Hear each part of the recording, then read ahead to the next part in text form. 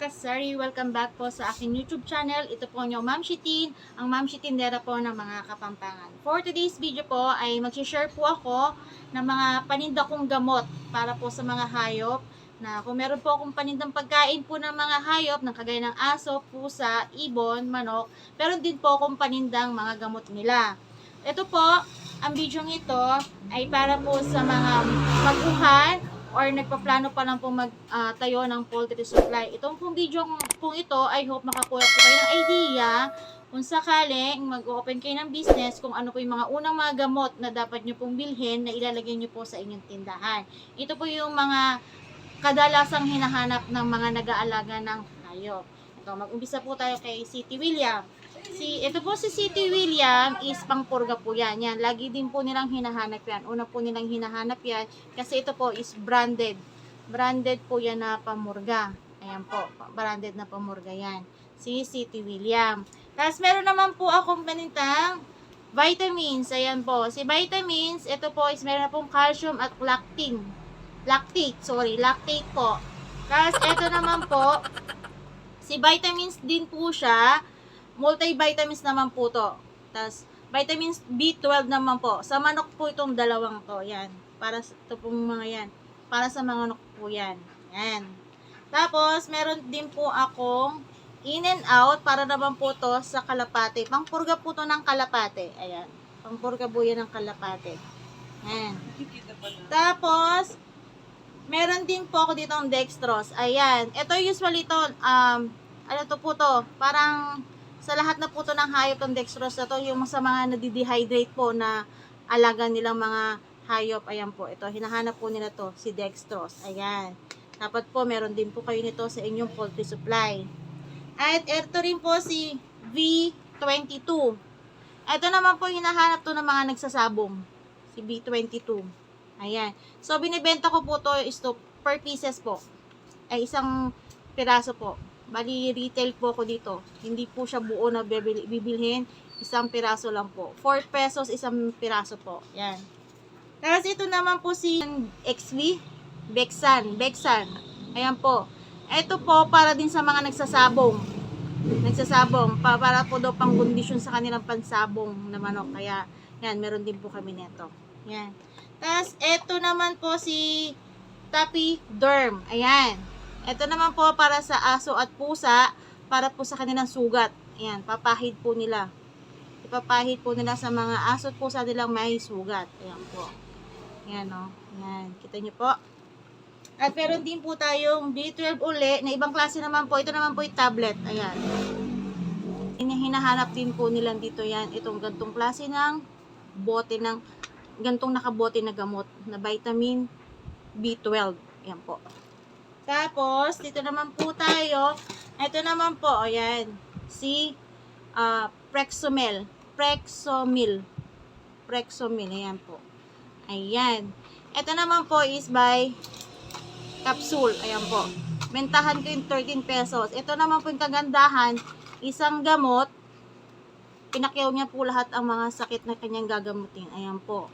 Itong tablet na to is, itong gamot na po ito, pwede na maggamot sa halak, pisik, sipon, sugat, lagnat, bacterial, malaria, bulutong, chlorella, laway-laway. Yan, mga ganito. Ito na po yung nagagamot ng gamot na to. Kaya po mabenta. O, tignan nyo, konti na lang po. Kaya mabenta po siya. Tapos, dito naman po tayo sa vitamins. Ayan. Yung po mga gamot ko, nakaganto na po siya ang lalagyan. O. Ayan. Nilagyan ko na po siyang ganyan. Para po mabilis. Tapos meron po siyang mga pangalan. Ayan po. Ayan. Para madali po siyang mahanap po namin. Ayan. Para madali po na namin siya makita. Diba? Tapos, ito pa po yung isa. O, ayan. Ayan po sila. Para madali po silang makita. Ayan. Meron po kami ito. Meron po kaming B50. Ayan.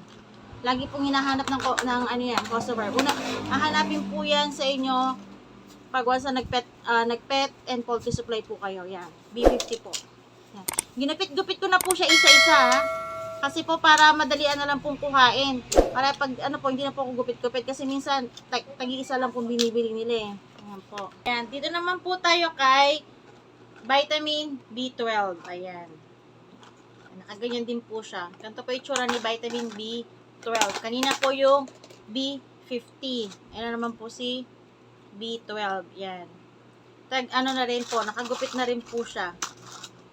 Nakagupit na rin po siya para madali na lang po siyang kuhain. Ayan. Si B12. Tapos meron naman po tayong Amtil. Ayan, si Amtil. Ayan. Si Amtil. Ayan po. Ayan, nakagupit na rin po yan.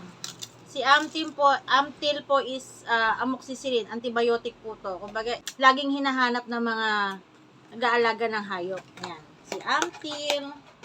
At meron po tayong True Grit. Ayan po. Ito pong si True Grit, konti na lang po. Pero, konti lang. Hindi ko rin po dinadamihan to kasi madalang lang po yung bumibili sa akin nito. Ito naman po is yung gamot na pangpalusaw ng kinain ng mga manok. Yung hindi po nalusawan. Diba? Meron din po ang mga manok na ganon. So, ito pampalusaw po para sa mga alagang manok. Yan. Mga hindi natunawan po doon ng kinain. Tapos, meron po tayong si Pacquiao. Ayan po. Yan. Konti na lang po si Pacquiao. Si Pacquiao naman po is pamurga. Pamurga po ng manok to. Yan. Sa pamurga po ng mga manok. Yan. Maliliit po siyang tablet. Ang pamurga po ng manok is iba-iba pong klase. Pero ito lang po yung meron ko si Pacquiao at saka po si Hammer. Ayan. Si Hammer. Ayan. Yan ang hinahanap. Si Hammer or di kaya si Pacquiao po. Ayan. 7 pesos po kasi si Hammer tsaka si Pacquiao. Ito po yung mga pangpurga. Naman po si Doxilac. Ayan. Mabenta rin po to sa akin. Ang nagagamot naman po ni Doxilac is halak, sipon, at saka pamamaga. Ayan. Diba? Nilagyan ko na po sila ng ganon na mga kung anong ginagamot para po in case na magtanong si customer, meron ba kayong gamot sa manok na sa halak, ganon. So, alam ko na po yun kung anong gamot na ibibigay ko. Ganon po. Diba? Tapos, ito naman po si Betracin Capsule. Ayan. Ito si Betracin Capsule is parang ano to eh. Meron po to mga powder ito. Hinahanap po nila. Si Betracin Capsule. Tapos, meron po kaming Betracin Powder. Ayan. Ayan. Una po nga hanapin yan sa inyo pag once na nagkaroon po kayo ng poultry or pet supply. Si Betracin Gold para po doon sa mga sisiu. At meron, ano yan, may tag 18 pesos. Ito si Betracin Premier pala to. Betracin Premium. Ito naman si Betracin, ganun din ba? Betracin Gold, ayan. Ito si Betracin Gold, ayan. Tapos meron po siyang capsule. Ayan po. Si SMP po, ang gamot po niya para sa mga nagsusuka at dehydrate din po na hayop, kagaya po ng aso, pusa, at baboy. Ayan po. Pwede po siya sa ganon. Ito po, gamot niya sa pusa, aso, baboy. Ayan, si SMP. Tapos, meron din po tayong Calvex. Ito si Calvex po, konti lang din po to, hindi na po ako nagdagdag kasi hindi po masyado mabenta sa akin. Pero, meron pong pabilin to, madalang pa isa-isa. Ayan, konti na lang siya. Ano to, vitamins din po siya ng D3E. D3 tsaka E po. Ayan, mga manok. Ayan. Tapos, meron din po tayong Ditik. Ayan, nilagay ko na po siya dito. Para, hindi po talaga yung original. Ito po pala yung original na lalagyanan niya. Ay, ganyan po siya puno. Ito po si Ditik. Ayan, Ditik. Para po to sa mga nag-aalaga ng aso. Yung po pang-alis po to ng garapata at saka kuto. Ayan. Tapos po, meron din po ako nito. Pampurga. Ito naman po, pampurga sa aso at pusa. Ayan, pampurga. Ano po siya, liquid. Ayan. Yan. Yan, isa rin po yan sa hinahanap. May naghahanap din po dito sa amin. Siyempre, pag once na nagkaroon ka ng poultry supply, yan, maghahanap na po sila ng gamot, na meron ka pang ganito. Kaya nagkaroon po ako ng gantong pampurga. At meron din po akong vitamin sa aso at pusa. Ayan po. Vitamins, pwede po siya sa aso, pusa, at rabbit. Ayan, vitamins po nila to. Ito po daw yung pinaka-best seller. Kumaga, laging hinahanap. Ito pong brand na to. LC Vit. Tapos, meron din po tayong sagupaan. Ayan, sagupaan powder po. Ayan po yung mga ginagamot niya. Yung hinahanap nila. Ayan po. Yan, sagupaan. Na powder po to. Ihahalo po to sa inumin ng mga alaga nating manok at baboy. So, si Electrogen. Ayan. Si Electrogen. Ayan. Makikita nyo rin po yan. Sa lahat po na nagpo-poultry supply, meron po silang ganito. Hinahanap din po to. Ang brand naman po nito is Thunderbird. Tapos meron po rin tayong Ambroxetil. Ayan. Yan. Meron din po yan.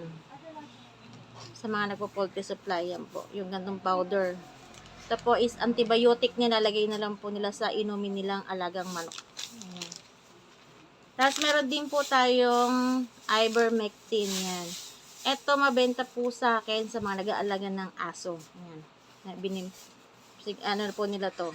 Hinahalo po nila sa inumin ng aso. Si Ivermectin. Meron din yan po. Kung ito po si Premosil. Powder naman po to. Ito naman po si capsule. Ayan. So, pareho lang po yan. So, depende na po yan sa customer kung anong pipili. Siguro ito po para to sa mga malaking manok na po to.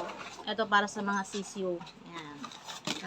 Tapos, ito naman po, last but not the least, meron po tayong Brody. Egg booster po. Ayan.